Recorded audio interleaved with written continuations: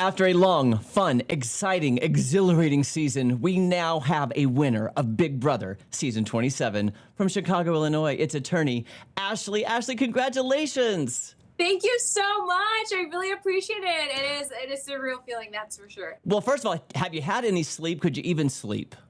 I have not had any sleep. I am pulling an all-nighter right now. All right, so I want to get into it. How does it actually feel to be the winner? Because I'm sure you've watched the show on TV. So watching on TV and now being in this almost surreal moment, how are you feeling? Oh my gosh, it feels incredible. I really, I came into the house with a strategy and a plan and a mission, and it feels amazing to accomplish that mission. I never gave up, even when my back was against the wall week one. I pushed through. I won that power veto in a clutch moment, took myself off, and changed the complete trajectory of my game, ultimately leading me here to winning Big Brother. So it feels pretty amazing, that's for sure. It really is. And to think about week one, when you were the target for Showergate, look at the arc of your story from that week one to winning. That's insane. I know, it's pretty crazy. It's unreal. I mean, it just shows that when you stick to a plan and you execute on that plan, everything will work out the way it's supposed to. And also, when things are meant for you, they're just meant for you. And there were so many signs this season that, this was meant for me and it was meant for me to win. And even when I counted myself out, because I definitely did in that last HOH, considering I was going against competition beast Morgan, she basically comped out. She won like 6 or 7 competitions in a row. So I knew I just had to stay focused, keep the faith, push through, show them my intelligence, and here I am, Big Brother winner. So for all of us at home who've watched every season, it's different watching on TV than actually being in it. What were some of your preconceived notions going into the house, and how was it actually different living it than watching on TV? Was it harder than you thought? For sure. I think, how much the game changes week to week. I don't think people necessarily realize as a viewer, because I think you think, people have alliances and they stick to these alliances. But as people go home, sometimes sticking with a certain group or certain person starts to not make so much sense for your game, because targets change as the game, adapts and shifts. So that was really surprising to me. And then also having to live with 17 people, that was surprising to me. Sharing a room, I haven't done that in years. I've had my own apartment, so that took some getting used to, and really all the cameras as well. Okay, I cannot even imagine everybody living together and then the cameras watching you and watching what you say and do. I want to get to the finale, because I have to say, your final speech to the jury was insane. It was so good. Did you have to, did you pre-write that or memorize it? Because it looked like it was from a movie. Like it was that emotional monologue at the end where you plead your case, and it was perfection. Thank you so much. So we actually don't get pen and paper in the Big Brother house. So that was pure, I know. So that made it very hard to practice the speech, because you're essentially writing it in your head and having to remember it in your head also. So that was no easy feat. I knew that, I was going to bring in, my attorney qualities, which when you're doing a closing argument, you want to have an emotional appeal and a strategic appeal.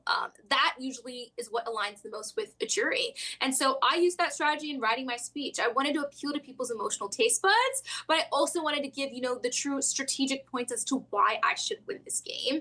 And I feel like both came together beautifully and marinated into this wonderful moment. And I'm really in awe that everything worked out the way it did. I'm also glad you brought up your strategic gameplay, because as Rachel famously quoted, floaters grab a life vest. You were not a floater, and you really emphasized that in your final speech of how I'm not a floater, I was strategic. Was that important for you to get that point in there? Absolutely, because I think one of my biggest fears towards the end of the game was that, my dumb act, or, the ditzy act, may have people questioning why I deserve to win. But I took a pathway where I started utilizing my goodbye messages once the jury hit to really hit home in my strategy and my gameplay and the things that I had been doing throughout the game. So that way I would have an easier bit, if I made it to those final 2 chairs, which at that point, by the time we hit jury and we hit top 7, I thought I would. And so I feel like that was able to marinate both together, which was the goodbye messages and then also, sharing, here is my gameplay full through and through. Okay. And they were surprised. I don't think people thought we and Vince were working together throughout the game. No. I think that shocked a lot of people. Your speech was shocking because you revealed you were a lawyer. You had the snaps going on. People were so excited.